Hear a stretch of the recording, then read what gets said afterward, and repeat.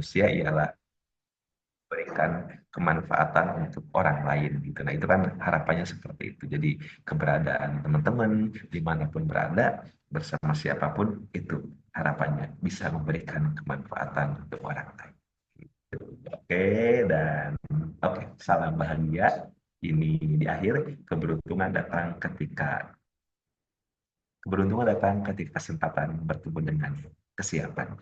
Karena terkadang kesempatan ada, tapi kitanya belum siap. Nah, jadi ini harus diambil juga gitu, harus siap juga gitu ya.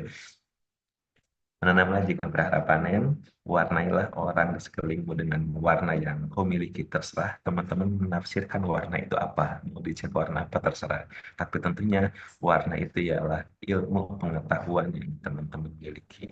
Keberadaan kita dimanapun berada bersama siapapun, mudah-mudahan dapat dirasakan manfaatnya oleh orang lain.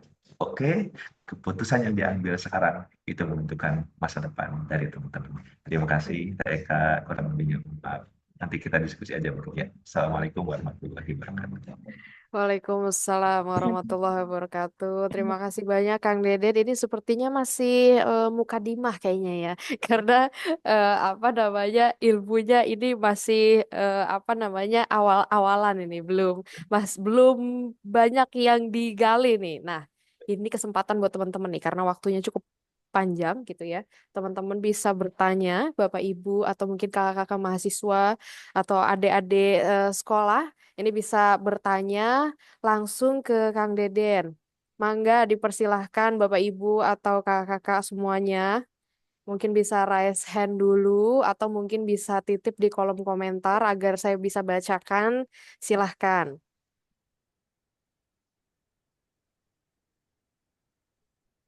Ada atau enggak nih? Atau belum nih, masih loading? Baik, Kang Deden, sambil menunggu teman-teman bertanya nih, Kang Deden. Ini ceritanya menarik banget soalnya. Jadi, Kang Deden, kalau kita bicara tentang ekonomi mikro itu sekarang bergeraknya banyak sekali di UMKM. Makanya ada mandat khusus dari pemerintah untuk mengembangkan koperasi merah putih. Salah satunya yang pasti itu banyak diisi oleh UMKM-UMKM. Nah, Kang Deden sendiri seperti apa melihatnya berkaitan dengan sebetulnya nih ekonomi Indonesia itu banyak digaungkan, digerakkan oleh UMKM. Tetapi nih ada tetapinya nih Kang Deden. Tapi memang tidak semua UMKM bisa berkembang seperti yang kita inginkan. Nah, kira-kira apa ya Kang Deden yang harus dilakukan agar kita bisa menjadi tulang punggung ekonomi Indonesia sekaligus juga bisa membesarkan nama Indonesia. Tapi bukan cuma di negara kita sendiri nih, tapi bisa juga ke negara lain. Mungkin ada pengalaman sendiri apa sih yang udah Kang Deden lakukan gitu, bukan cuma terkenal di Majalengka nih untuk produknya, tapi juga bisa ke luar negeri. Selain dari yang tadi udah disebutin, harus update, harus ke media sosial dan lain sebagainya. Kira-kira menurut Kang Deden gimana nih? Mangga. Oke, terima kasih Eka. Ini, aduh, udah cakupannya sangat luar biasa ya, luar gitu. Nah, salah satunya teh tentunya ya apa yang tadi disampaikan bahwa sekarang desa-desa sudah menggaungkan ataupun sudah dibentuknya koperasi merah putih gitu ya. Sedangkan ya BUMDes juga sudah ada di sana. Betul. Dan tentunya sekelas mungkin rekan-rekan juga sudah mengetahui perihal koperasi merah putih bahwa itu mah lebih kepada pinjaman gitu ya. Nah, Hmm. kemudian bagaimana itu biar nanti untuk mau ke agar sampai keluar juga gitu. Tentunya itu dimulai dari hal-hal terkecil terlebih dahulu gitu. Hmm. Hal terkecil tapi berdampak yang sangat luar biasa. Nah, salah satunya itu harus berkolaborasi. Harus Hmm. berkolaborasi. Mohon maaf ya ini sebagai contoh aja mungkin saya kebetulan berkolaborasinya dengan orang tua juga gitu. Jadi kalau misalkan ya saya tanpa orang tua dalam usaha gitu ya gak Hmm. mungkin juga bisa kenal Oke. mungkin sama teteh gitu kan kemudian Oke. ya orang tua juga kemungkinannya kecil mungkin untuk anggur baju sampai sebesar ini Mm-mm. kalau tanpa adanya kolaborasi. Kenapa? Kayak tadi, mohon maaf, maksudnya karena orang tua kan jarang juga ya untuk memanfaatkan media sosial. Mm-mm. Bagaimana cara memasarkannya itu gitu. Nah, itu Mm-mm. salah satu kolaborasi yang dilakukan dari mulai hal terkecil terlebih dahulu. Pokoknya kalau berbicara nanti berbuat untuk Indonesia, berdampak luar, itu udah sangat wow gitu, luar biasa gitu. Namun tentunya yang paling penting ialah keberadaan kita dimanapun berada nih bersama siapapun apa yang kita miliki gitu kan sehingga itu nanti berdampak ke depannya apa nih yang harus kita lakukan gitu karena kalau misalkan apa namanya aduh saya mah di kampung gitu saya mah jauh ke kota apa ya belum bisa berbuat banyak untuk Indonesia gitu nah maka Mm. itu perlu dilakukan dari hal-hal yang kecil terlebih dahulu salah satunya tadi kolaborasi nah untuk lebih apa namanya agar nanti tentunya bukan hanya di lingkup Majalengka saja ataupun Jabar bahkan bisa keluar tadi teh kolaborasi ini sebagai salah satu link gitu ya, kenalan gitu. Contoh misalkan nih, apa namanya, ketika ada kesempatan tadi dari mencoba, oh akhirnya ikutan lomba dipertemukan tuh dengan apa namanya orang yang biasa ekspor gitu kan. Akhirnya diperkenalkan bagaimana membantu UMKM yang ada di desa itu untuk dibantu ekspor gitu. Kemudian bahkan sampai mendatangkan orang luarnya yang datang ke sini gitu kan jadi menjadi dari hal terkecil karena tadi kenalan bahasa gampangnya sama kita silaturahmi lah gitu ya kolaborasi di apa namanya dunia usaha tapi kalau misalkan kita tarik lagi di apa namanya di Islamnya silaturahmi itu gitu silaturahmi kolaborasi jadi salah satu untuk apa ya yang kita lakukan agar kita bisa berdampak ataupun ekonomi ini akan tumbuh berkembang tentunya kita harus mau untuk berkolaborasi dengan yang lainnya garis bawahnya kolaborasi gitu kan. Iya, memang betul apa yang dibilang sama Kak Deden ya. Jadi memang kayaknya kalau zaman sekarang nggak kelihatan tuh kayak apa namanya kurang ya. Memang Hmm. harus terlihat ya untuk bisa itu tadi yang pertama silaturahmi betul ya. Itu udah diajarin tuh. Kalau misalkan kita mohon maaf di sini semua beragama Muslim, nah itu memang silaturahmi itu memang sudah diajarkan ya. Kadang-kadang kita lupa aja ya Kang Deden. Kadang-kadang kita lupa tuh. Mm-mm. Oke, baik. Terima kasih Kang Deden penjelasannya. Nah, ini sudah ada pertanyaan di kolom komentar nih Kang Deden. Apakah ada batas usaha untuk bisa menjadi hambatan dalam wirausaha? Mungkin pernah nggak Kang Deden ngerasa ada hambatan dalam berwirausaha? Mungkin dalam hal ini gini Kang Deden, kadang orang-orang itu merasa, saya juga especially ya, ngerasa modal itu number one deh. Padahal sebenarnya kadang-kadang kita nggak punya modal aja gitu ya. Mungkin kita bisa ambil produk dari orang lain pun udah bisa jadi cuan. Kalau kita tujuannya cuma cuan ya. Nah, Betul. itu gimana tuh Kang Deden? Menurut Kang Deden seperti apa? Lalu pertanyaannya sebenarnya ada banyak nih. Tapi mungkin itu dulu kali. Gimana Kang Deden? Ini tuh batas usaha atau batas usia ya Gak tahu deh. apa Pak Suhaili apakah batas Pak usia Suhaili bisa batas dalam wirausaha atau batas usia ya kayaknya nggak ada batas usia. Batas usia itu. Oh, batas usia, Bapak. Oke, baiklah. Batas izin ya usia. konfirmasi gitu biar nggak kemana-mana. Oke. Oke, Pak, sekilas dulu ya Pak Suhaili dari NTB ini dari Lombok NTB ini. Acara demokrasi dari NTB bisa hadir juga ini. Oke, apakah batas usia bisa menjadi hambatan dalam wirausaha? Enggak juga, Pak. Tidak menjadi hambatan ketika terjun di wirausaha gitu ya. Tapi kalau misalkan di wirausaha muda, ketika lomba maka itu hambatan gitu. Kalau di lomba gitu ya. Sama saya juga kan sekarang udah lewat 30 nih, udah 34 maka kalau ada lomba itu saya yang pertama kali lihat sekarang itu yaitu batasan usia dulu gitu. Kalau usianya tadi pemuda 16 sampai 30 udah itu udah mundur duluan gitu. Tapi kalau misalnya ada lagi tanpa batas usia ataupun usianya 16 sampai 35 tahun maka itu masih ikutan karena kan masih 34. Nah, kalau berbicara ke tadi pertanyaan Pak Soeli, apakah batas usia bisa menjadi hambatan dalam berwirausaha? Tidak, Pak. Tentunya gitu. Untuk berwirausaha tidak ada batasannya gitu ya. Harus sampai usia berapa? Nggak ada. Gitu. Kecuali tadi yang ada batasnya itu ketika lomba wirausaha muda, maka tadi itu yang termasuk pemuda aja gitu. Yang semangatnya muda nggak masuk juga, walaupun semangatnya melebihi yang muda juga gitu.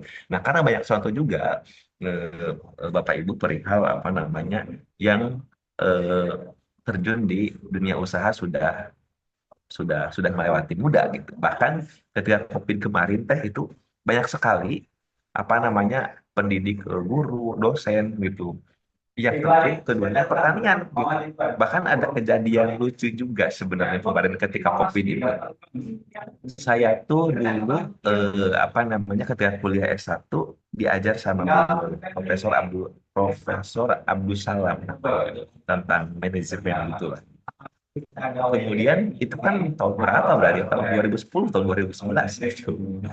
Nah, pas COVID kemarin tahun 2020 kan ada yang kontak ke saya, kemudian pesen pohon anggur Brazil, ketemu, minta dijemput, karena sebelumnya beliau nggak menyebutkan apa ya, cuman salam aja dari Cirebon gitu, pas salam gitu dari Cirebon, jadi nggak tahu. Pas ketemu ternyata beliau profesor gitu, itu guru saya. Jadi pas ketemu itu kaget juga saya, Prof Damang. Saya kan ingat ya ke beliau, tapi kan beliau mau banyak gitu mahasiswanya, jadi nggak ingat gitu. Saya Prof murid dulu Prof waktu tahun sekian gitu. Akhirnya di sana, jadi akhirnya beliau ya mohon maaf maksudnya karena emang beliau basicnya kan dosen, tapi apa namanya ketika di Anggur Brazil mau menanam ya mungkin eh, lebih duluan saya gitu pengalamannya gitu. Jadi nanya-nanya bagaimana cara perawatannya, pemupukannya, pemangkasannya nanti sampai berapa. Jadi hanya kita banyak diskusi gitu. Nah, apa namanya itu kan itu salah satu, walaupun beliau sudah profesor, kemudian bahkan banyak sekali juga yang pensiunan dari PNS ataupun dosen, mereka itu tentunya larinya kemana? Ke bertani, ke menanam, bercocok tanam, ke usaha gitu. Bahkan kemarin juga saya ngobrol dengan Pak Kadispora, Pak Kadis gitu, Kepala Dinas apa namanya olahraga. Beliau Kang Deden, saya juga punya usaha mah, cina gitu. Ya di sini bukan tugas sebagai kadis gitu, tapi di rumah saya juga sama punya usaha gitu. Nah itu tidak ada batasan usia gitu. Nah, tadi makanya di awal saya sempat bilang bahwa Bapak Ibu, profesi apapun Bapak Ibu sebagai dosen, sebagai apapun itu, diusahakan usaha sampingan punya gitu. Tadi kata Teh Eka bilang bahwa apa namanya nggak perlu modal kayak gitu, nggak perlu punya produk gitu. Yang penting kita bisa memanfaatkan media sosial gitu ya. Itu sekilas Teh Eka. Pak Suhaili itu mungkin sekilas ya. Jadi tidak ada, jangan menjadikan apa namanya hambatan usia itu gitu. Iya, baik. Terima kasih Kang Deden penjelasannya. Itu ya teman-teman, apalagi kakak-kakak mahasiswa yang masih muda-muda, masih di semester muda, biasanya jiwanya masih menggebu-gebu tuh Kang Deden. Untuk nyoba sesuatu A, B, C, D, sampai Z, itu biasanya mau nyoba. Tapi kurang istiqomah biasanya. Itu dia tuh. Mungkin Berat mungkin juga ya nanti saya. di-share di akhir webinar ini gitu ya, gimana caranya untuk kita bisa istiqomah. Ini penting deh. Nah, mungkin ada pertanyaan yang kedua dari Puspa Suhaili juga, mungkin ada yang sudah raise hand juga, mungkin kita apa namanya tunggu dulu. Nah, ini ada nih Kang Deden, mungkin Kang Deden juga bisa baca di kolom komentar. Apakah wirausaha itu harus beda ya sama lingkungan yang lain? Terus juga apa namanya gimana triknya untuk bisa jadi pemula nih, untuk mencoba dan memulai. Oke, mungkin mau ditampung dulu atau mau dijawab langsung Kang Deden? Karena sudah ada Eh, yang raise hand.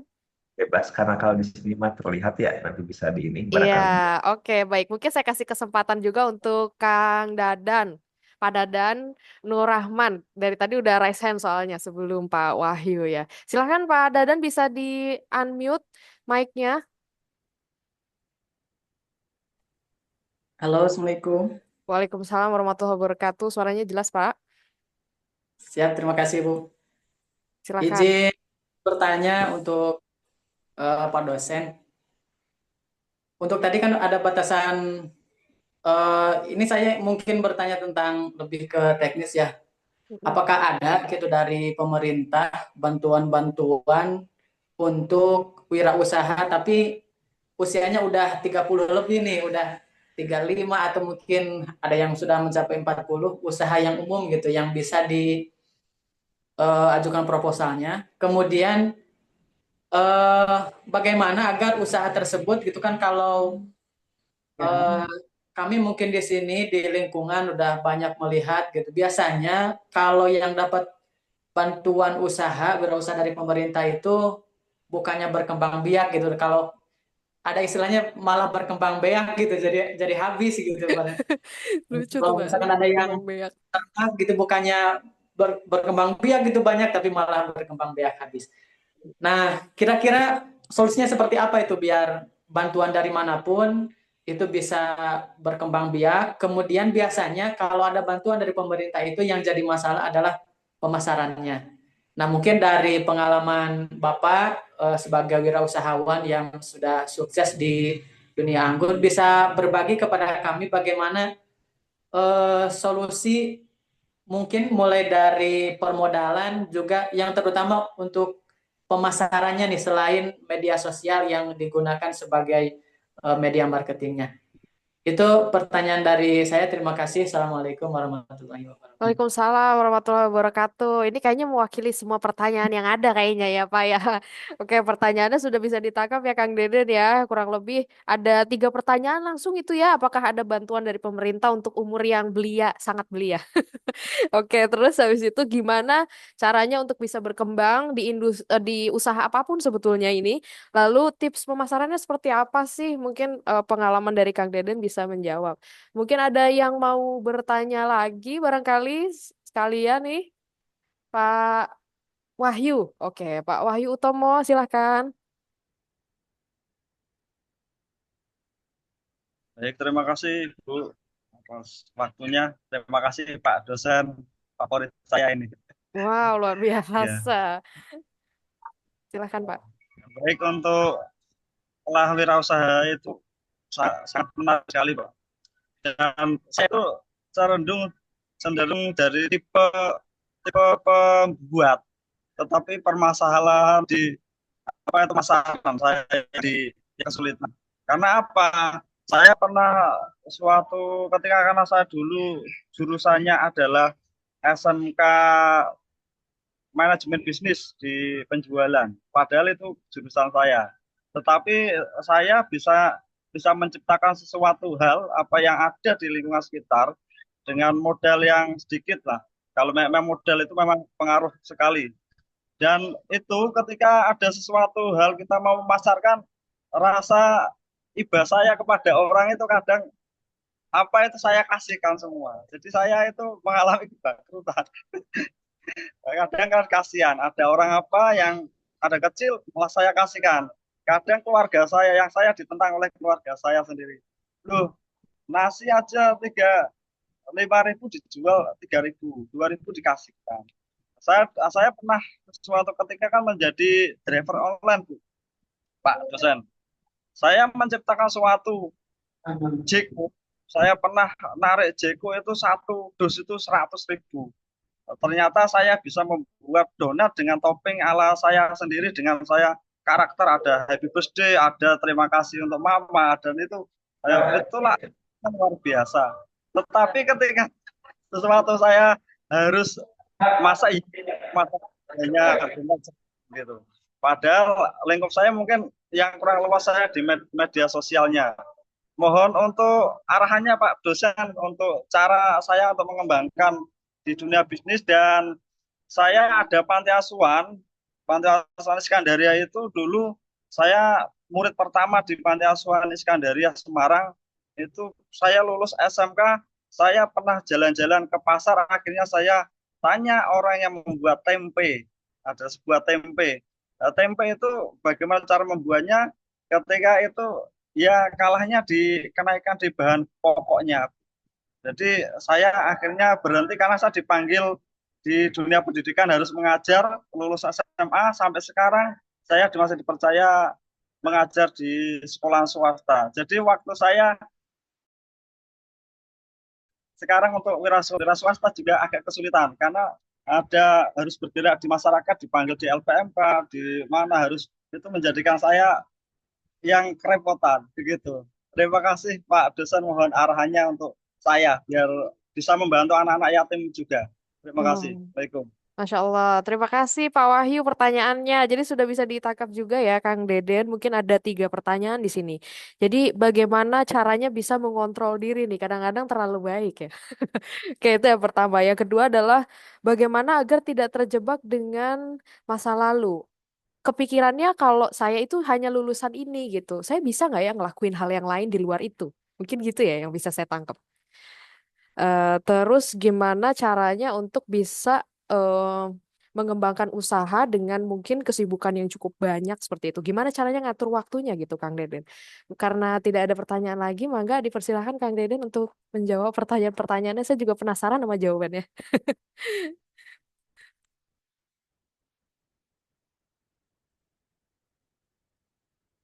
Masih di mute, Kang Deden.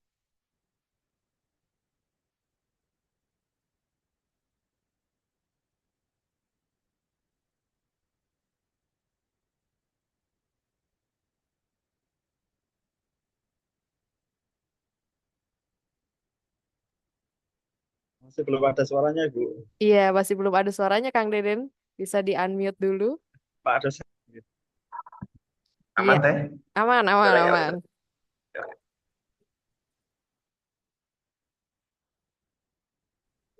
Oke, yang pertama dari Pak Suheri dulu ya.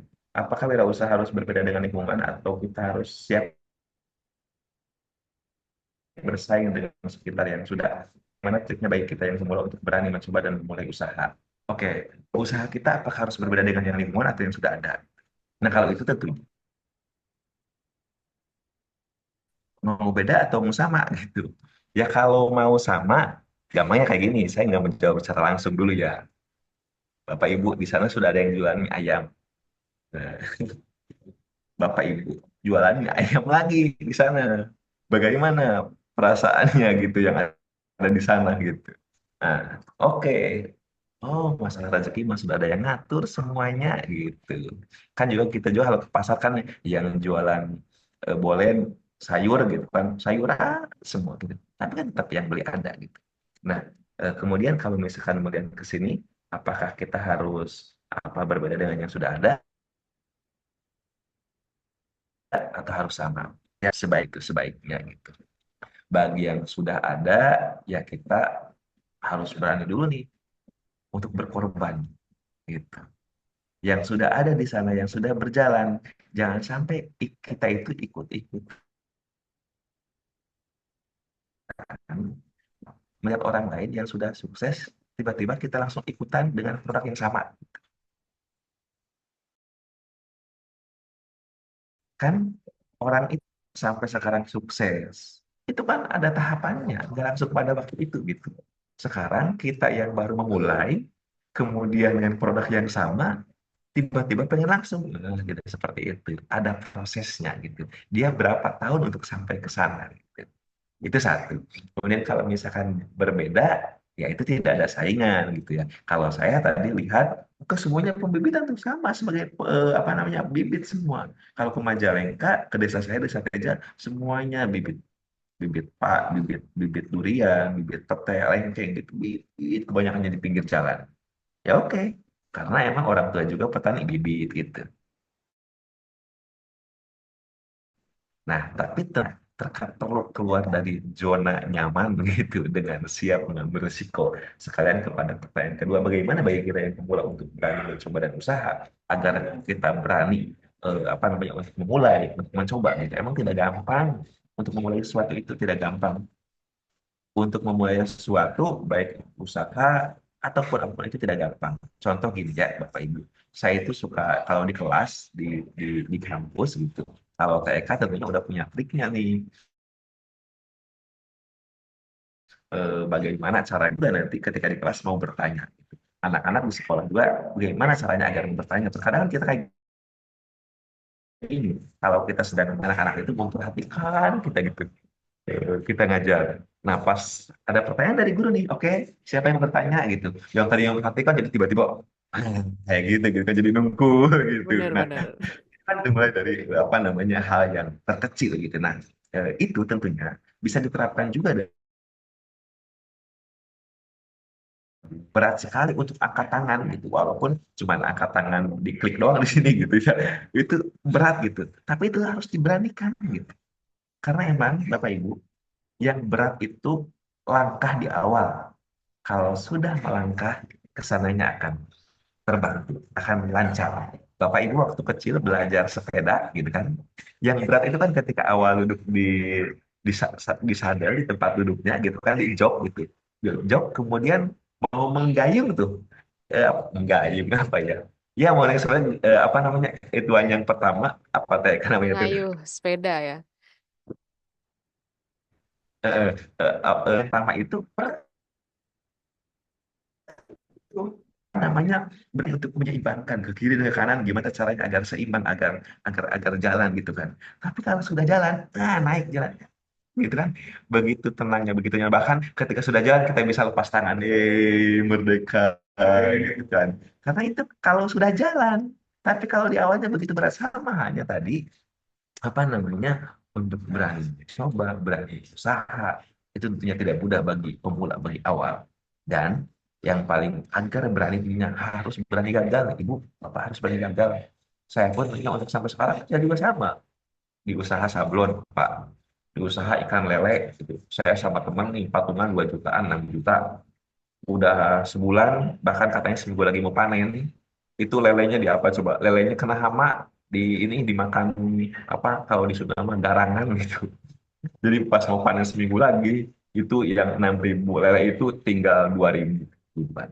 Kemudian pernah di usaha apa baju, sablon dan sebagainya itu tentunya pasti akan mengalami hal-hal seperti itu. Tapi tentunya ketika gagal, coba lagi gagal, coba lagi. Nah, dari kegagalan itulah gitu, kita belajar, kita evaluasi sebenarnya di Lele juga kita udah hati-hati banget gitu udah evaluasi kan kalau di Sunda mah gitu ya oke kita ngobrol juga sama orang tua nih minta doanya bagusnya mau mulai usaha itu hari apa gitu ya terus kita doakan juga tempatnya gitu kan minta doanya udah gitu tapi kan ternyata pas sudah mau panen malah dimakan sama hewan gitu kan nah itu kan gagal tapi tetap kita coba lagi gitu nah itu sekilas jadi bagaimana trik kita ada untuk pemula agar untuk berani mencoba ya tentunya harus apa namanya harus harus berani gagal harus gerakan pokoknya bisa atau tidak coba gitu gagal atau enggak itu urusan belakangan yang penting saya udah berani coba aja dulu pokoknya harus berani ada pergerakan gitu itu yang paling utama sih gitu ya kemudian tadi ini dari Kang Dadan ya perihal bantuan dari pemerintah bagaimana kemudian proposal diajukannya kemana dan agar nanti itu bisa berkembang bagaimana gitu teman-teman semuanya, teman-teman tentunya untuk mendapatkan informasi itu bisa kalau saya kan karena emang beberapa kegiatan lomba itu kan tahunya dari media sosial ya dari Instagram gitu ataupun dari link kenalan gitu. Bahkan akhirnya ketika saya dapat informasi nih ada bantuan, ada lomba, saya juga bingung nih ke siapa nih ngasihnya gitu, ke siapa nih. Nah makanya tadi kalau misalkan oh tahu nih Pak Dadan sedang usaha ternak ayam misalkan gitu. Oh, maka nanti kalau ada bantuan yang ke ternak ayam, ayam gitu atau berlomba di pertanian, oh pada ada nih suruh ikutan gitu. Nah, bantuan dari pemerintah ada atau tidak gitu. Tergantung bantuannya di bidang apa gitu. Kalau misalkan di politik tentunya ya ada dari aspirasi ataupun dari bagian apa ya kalau kebetulan saya bantu teman juga di politik gitu di Komisi 2 ada pertanian dan peternakan maka itu ada ininya apa namanya ada bantuan untuk masyarakat itu untuk pertanian peternakan perikanan sesuai dengan komisi. Nah, itu ke siapa? Itu ke anggota dewan bagian Komisi 2 gitu. Kalau mau langsung ke anggota dewan gitu ya. Itu di sana ada bagiannya untuk bantuan. Kalau misalkan ke apa namanya mau langsung ke pertanian data langsung juga menanyakan juga bisa. Kalau misalkan tidak dipublikasikan. Tapi tadi terkadang ya TK Terkadang kita itu yang bantuan-bantuan kayak gitu karena kedekatan gitu, karena kenalan. Tadi kembali lagi silaturahmi gitu Betul. ke sana. Silaturahmi. Jadi bantuan ada, kemudian ya proposal harus mengajukan. Tapi Pak Dadan itu juga masih ada kok yang sifatnya umum, tidak terbatas sama usia sampai 35. Ketika ini kan suka ada lomba-lomba apa namanya perencanaan gitu. Membuat proposal ataupun kalau di dosen kan ada pengabdian masyarakat ya Teh, ya kalau di kita di Betul, Kemenag ya betul. itu kan membuat proposal nanti mengajukan kalau lolos nanti dapat bantuan hibah di angka 50 juta untuk penelitian ke masyarakat gitu itu Pak Dadan kalau misalkan di dunia pendidikan di dosen kalau misalkan di masyarakat paling tadi itu komunikasinya dengan apa namanya bisa informasi ke setiap daerah pasti berbeda-beda bisa ke desa ataupun ke anggota dewan ataupun ke apa namanya media sosial ke bantuan proposal. Nah, kemudian selanjutnya ketika dapat bantuan bagaimana agar berkembang? Kang Dadan saya ngobrol nih dengan masyarakat sebagian masyarakat ya gitu maksudnya. Ketika dapat bantuan peternakan domba ke kelompok itu ketika dombanya sudah dapat ke kelompok itu udah cair tuh malah dijual gitu si dombanya tuh jadi dapat bantuan ayam dijual ayamnya gitu malah mati ada yang kayak gitu ada maksudnya beberapa tuh pengalaman gitu karena emang kemarin saya menyerap aspirasi dari masyarakat mau menawarkan mau dapat bantuan apa mau perikanan peternakan atau apa gitu tapi kan karena emang ini bantuan dari dewan jadi harus melalui kelompok gitu cuman ketika di masyarakat Kang, katanya gitu, kalau misalkan kelompok nanti ini kalau kata Sunda mah saling ngandalkan gitu, saling mengandalkan gitu. Jadi nanti nggak ada yang mau ngurus gitu. Nah akhirnya ya udah nggak apa-apa. Yang penting sebagai proses untuk cairnya lewat kelompok, tapi ketika nanti dombanya sudah cair itu dibagikan ke masyarakat saja gitu. Siapa yang mau ngurus gitu. Nah itu salah satu antisipasinya gitu. Jadi kalau misalkan ketika itu sudah cair bantuan ya, tinggal itu sebenarnya, tinggal bagaimana kita memanagenya. Dan harus diserahkan ke bagiannya, ke yang ahlinya. Kang Dadan sukanya ternak ayam. Wah, dapat bantuan kambing. Nggak bisa nih. Jangan dipaksakan, Kang Dadan. Kambingnya bagian siapa nih yang ngurus kambing gitu. Itu sekilas. Jadi ketika berbicara masalah pengembangan, kita juga harus emang diskusi sama yang bagian, yang ngurusnya sama yang bagiannya sama ya tanaman-tanaman pun yang lain pun ketika emang apa namanya eh, suatu perkara ketika gitu diserahkan kepada bukan yang ahlinya maka kehancuran yang akan datang gitu kan yang sering kita dengar. Oke, itu Kang Dadan. Kemudian tadi apa nih? Kang apa tadi apa ini? Kang Wahyu ya. Yang ini saya sekilas saja mungkin ya ini rempet mudah-mudahan membantu semuanya. Kang Wahyu, saya sempat dimarahin oleh teman perihal tadi. Oh, apa namanya? Ada rasa iba ya, ketika jualan ada rasa iba, kasihan. Coba apalagi kayak gini, Kang Wahyu misalkan jualan apa tadi itu ya? Sayur misalkan jualan sayur misalkan gitu. Terus tiba-tiba ada gurunya Pak Wahyu lewat ke sana beli. Coba itu uangnya mau diterima atau udah ini mengasih aja gitu. Padahal kita diajarkan bahwa sama sama guru kita pun padahal diajarkan ya kalau mau jual beli mah tidak pandang bulu gitu. Dari siapapun harus diterima gitu. Nah, ini nih mungkin ini salah satu kelemahan apa ya? Saya juga kadang gitu. Jadi kalau misalkan apa ya? eh ya kalau ke guru gimana gitu ya. Jadi malah malah ngasih gitu. Sedangkan kalau dipikir-pikir aduh itu tuh padahal mah batinya buat berapa hari gitu gitu tuh. Itu lebihan kita gitu sebenarnya lebihnya di sana gitu sebenarnya bagi. Tapi kan ya tadi ada rasa iba itu. Jadi saya pernah dimarahin sama teman ketika berbicara masalah jualan untuk profesional, maka siapapun itu yang beli, baik itu guru, keluarga, bahkan diri sendiri itu harus bayar, harus dicatat ada keuangannya gitu. Diri sendiri pun kalau memakan produk kita gitu. Contoh misalnya saya nih di Anggur Brazil, ada produk, ada jus gitu. Saya mencoba untuk seperti itu. ketika misalkan ada orang lain datang ke kebun anggur Brazil, pesan paket liwet, kemudian saya tidak terima uangnya gitu karena emang menghormatin tamu gitu, akhirnya apa? Yang bayar itu saya bayar sendiri kepada orang tua gitu. Nah, ke anggur saya bayar sendiri gitu. Jadi sayanya kesananya ngasih tapi tetap kitanya harus bayar. Nah, itu sebaiknya seperti itu. Jadi ketika berbicara masalah jual beli bisnis yang emang profesional tadi, siapapun itu yang beli termasuk diri kita sendiri itu harus bayar. Jangan ada iba-iba. Kalau mau ngasih ada lagi waktunya. Ada lagi untuk santunan ada lagi gitu waktunya gitu ya. Kang Wahyu itu jadi kemudian agar tidak terjebak dengan masa lalu, Kang Wahyu, teman-teman semuanya, mungkin orang lain pun menyangka saya itu ketika saya di kebun, saya itu disangkanya itu lulusan pertanian TK, lulusan Betul, pertanian. saya menyangka juga Padahal begitu. saya pendidikan sama mungkin Bapak Ibu sekarang yang di PJJ UIN Cyber itu kan pendidikan PA, iya, saya juga apa namanya basicnya pendidikan, jadi kalau di kampus ya sekarang dosen, tapi kalau dosen nggak pakai topi juga gitu.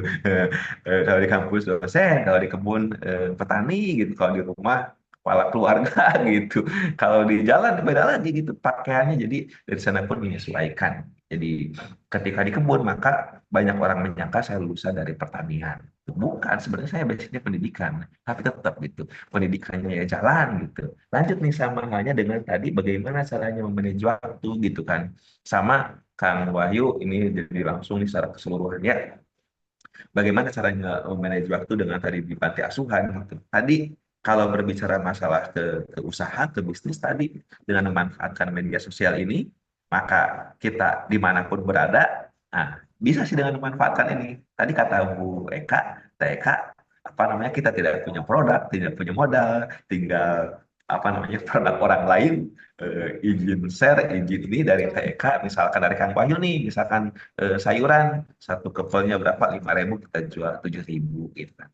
Nah, itu dengan tidak punya produk, kemudian kita tidak harus datang ke sana, kita cukup tinggal minta fotonya saja. Itu juga sudah apa namanya sudah bisa seperti itu. Sama waktu saya juga kan kalau nggak memanfaatkan medsos agak riuh juga. Saya juga kan Wahyu TK coba harus ke kampus, harus ke sekolah, keluarga, ke kebun gitu kan. Nah, tapi kan dengan ini gitu, kayak sekarang nih ada, Kang, saya mau ke kebun katanya gitu. Ini bibit mau disiapkan.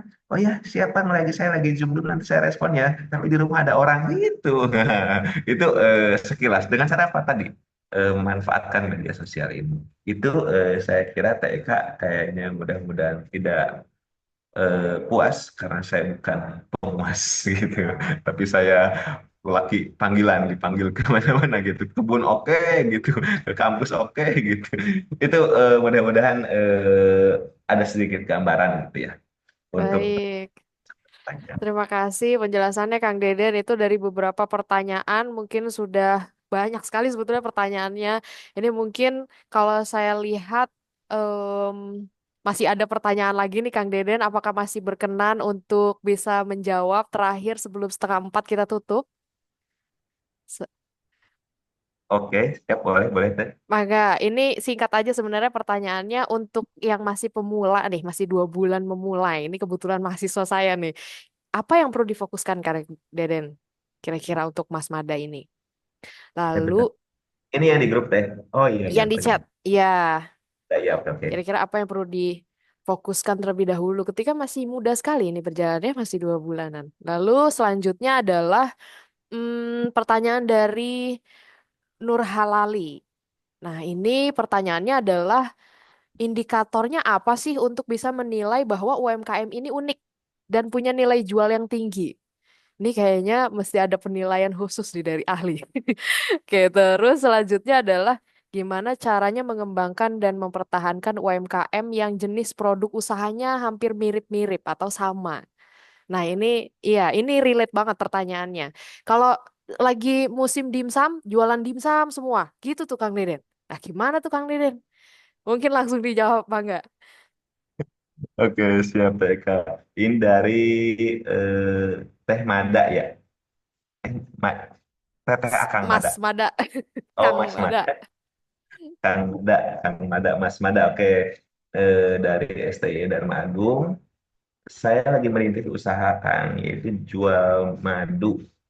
Saya baru mulai 2 bulan kurang lebih. Oke, jual madu baru 2 bulan. Pertanyaan saya sebagai perintis apa sih yang harus difokuskan terlebih dahulu untuk saya kan madu ya.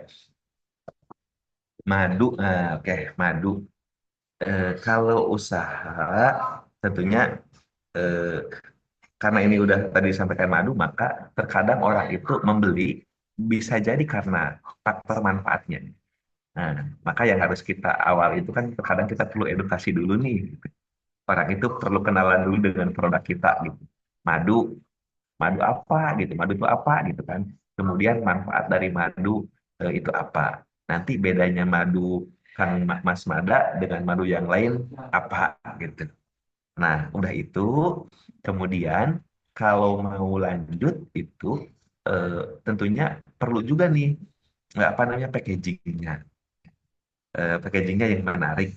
Selain packaging yang menarik, kalau nanti mau lanjut, mau mau dikembangkan terus, maka itu harus diurus diurus juga labelnya.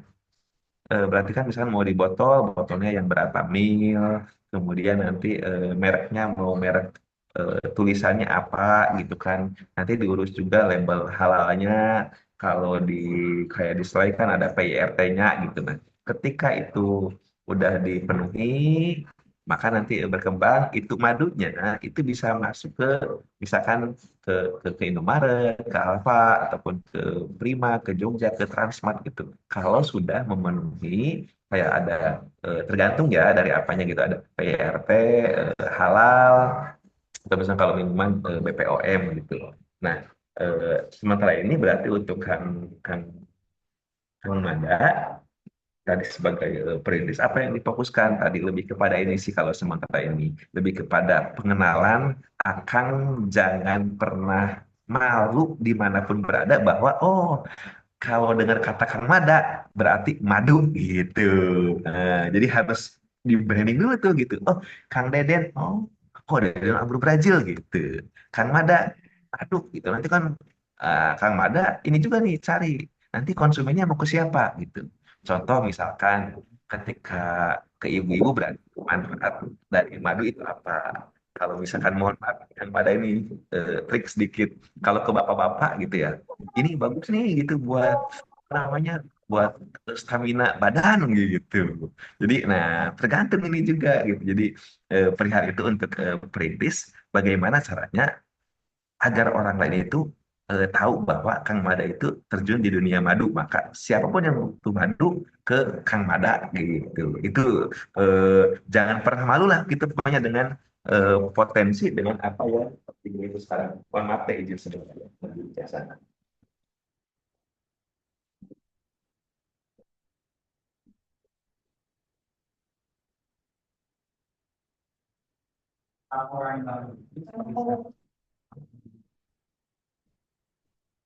Nah, itu. Jadi jangan pernah malu. Ini secara keseluruhan sebenarnya jangan pernah malu dalam usaha yang sekarang pun Bapak Ibu sekarang berada di mana posisinya kuliah di STIE Dharma Agung Indonesia, kemudian jurusan apa, kemudian punya usaha, punya kelebihan apa, itu sampaikan ke orang lain karena bisa jadi jalannya kesuksesan itu dari sana gitu. Contoh misalkan, saya udah tahu nih TEK itu MC yang sangat luar biasa, maka misalkan nanti di sini ada Gubernur Jawa Barat, Bapak Aing ke Majalengka gitu kan, butuh MC yang bisa menghidupkan suasana yang luar biasa, maka saya ada kenalan nih, oh TEK memiliki keterampilan yang sangat luar biasa, bisa menghidupkan suasana, udah berpengalaman MC di tingkat nasional gitu kan. Saya hubungi TEK. Nah, itu karena udah tahu gitu. Lebih Makanya tadi kan silaturahmi. pada jangan malu apa namanya? Jangan malu dengan mengenalkan madu tersebut. Pokoknya oke ya, di sini ya semuanya yang butuh madu hubungi Kang Mada. Nah, sekalian promosikan Kang Mada. Siap. Terima kasih nih Kang Deden. Langsung dipromoin loh Kang Mada. Itu. Kemudian nih dari apa nih Kang Kang apa Kang Kang Nur Haili apa ini? Oh Kalimantan Tengah. Dalam konteks keberagaman UMKM yang ada di desa berbasis masyarakat seperti kuliner, lokal, jam kerja nasional, hasil Apa saja indikator yang dapat digunakan untuk menilai bahwa suatu usaha UMKM desa memiliki keunikan dan nilai jual tinggi? Oke. Keunikan dan memiliki jual yang tinggi. Kalau berbicara masalah unik, itu tentunya berbeda dengan yang ada ya. Kalau berbicara masalah unik, maka berbeda dengan yang sudah ada. Eh, Kemudian apa tadi? Apa saja indikator yang dapat digunakan untuk menilai bahwa suatu usaha unik, nilai jual tinggi? Bagaimana cara mempertahankan UMKM di sebuah usaha yang besar? Oke, teman-teman, saya ambil contoh aja. Saya ambil contoh. Eh, Anggur Brazil. Ini nih, teman-teman biar biar bisa mengambil unik dan tidaknya. Yang saya jual itu ketika berbicara masalah anggur kan teman-teman ya yang ada di pikiran anggur merambat ya. Anggur Betul, betul. anggur Brazil gentar, anggur Brazil.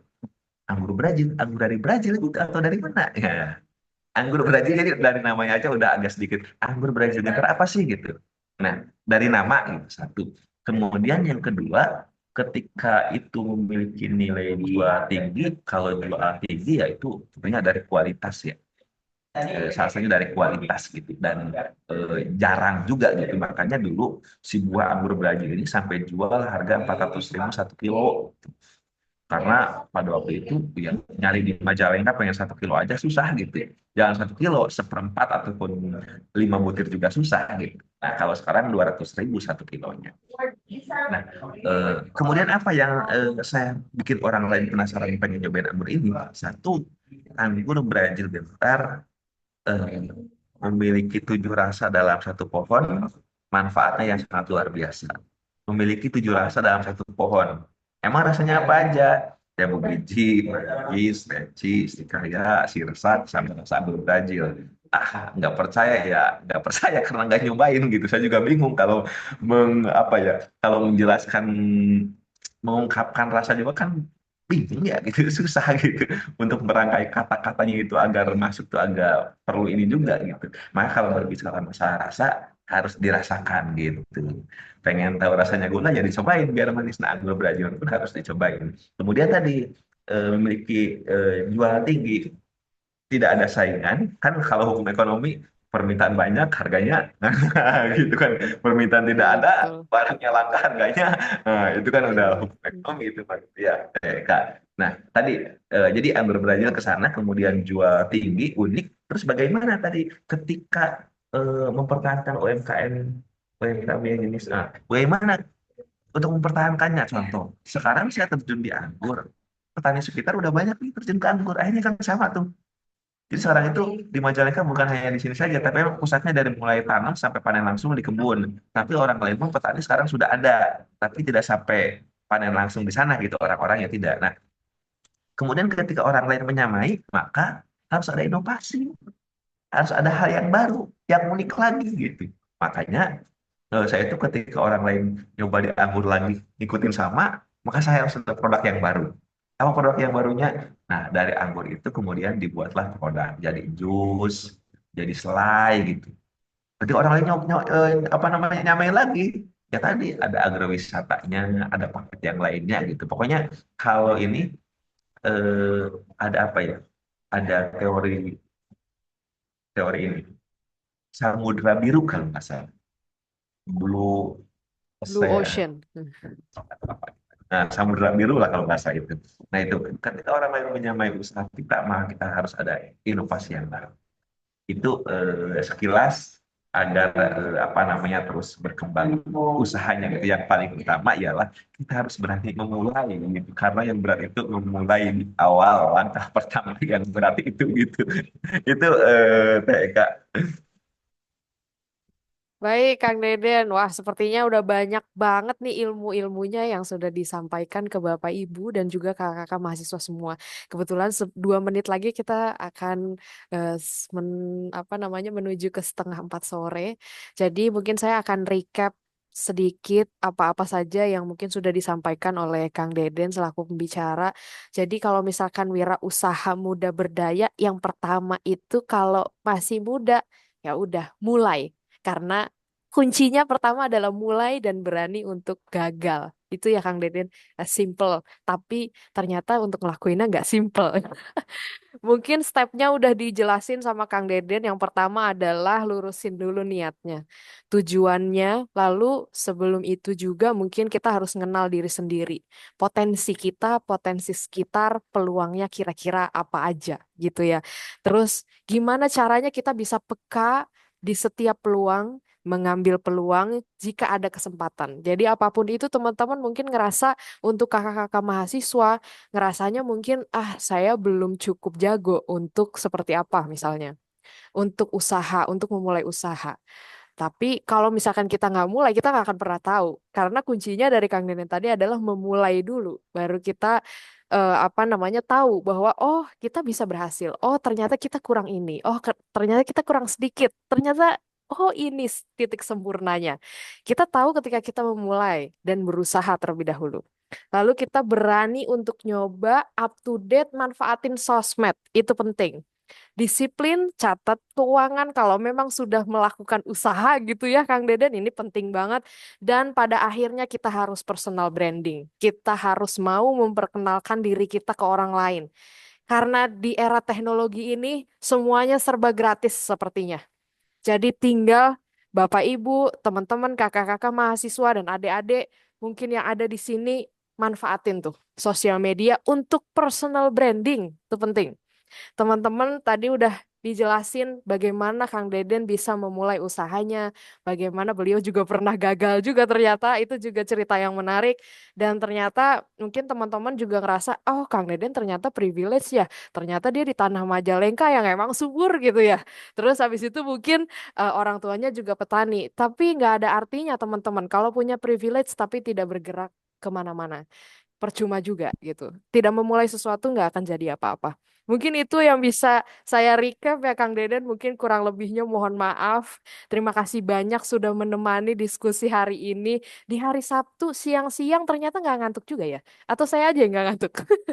Kayak dari jam 2 siang sampai dengan jam setengah 4 sore. Alhamdulillah kita semua sehat bisa berkumpul di sini. Memanfaatkan grup yang sudah ada. Barangkali Kang Deden nanti bisa join. Nanti kita bisa mungkin sharing bareng, barangkali ada kegiatan-kegiatan yang bisa kolaborasi langsung nanti, itu bisa juga nanti kita inisiasi bareng. Semoga kita bisa ketemu offline ya Kang Deden. Iya. Amin ya Rabbal Alamin. Bapak Ibu semua sehat selalu ya. Kakak-kakak mahasiswa terima kasih banyak. Bapak Ibu juga yang sudah menyempatkan hadir hari ini di webinar yang luar biasa dengan pembicaranya Kang Deden Purbaya, guru kita semua nih. Alhamdulillah, saya juga dapat ilmu luar biasa. Oke, Kang Deden, terima kasih banyak. Mungkin ada pesan-pesan terakhir nih, Kang Deden, setelah saya recap. Mangga kalau Aduh, ada yang mau besar terakhir disampaikan. jadi takut ya. Pesan-pesan terakhir tuh pesan-pesan di terakhir di webinar kali ini nih. Pesan-pesan terakhir. Oke, tentunya TK dan keluarga besar dari STIE Dharma Adi Indonesia, terima kasih atas kesempatan yang sangat luar biasa ini.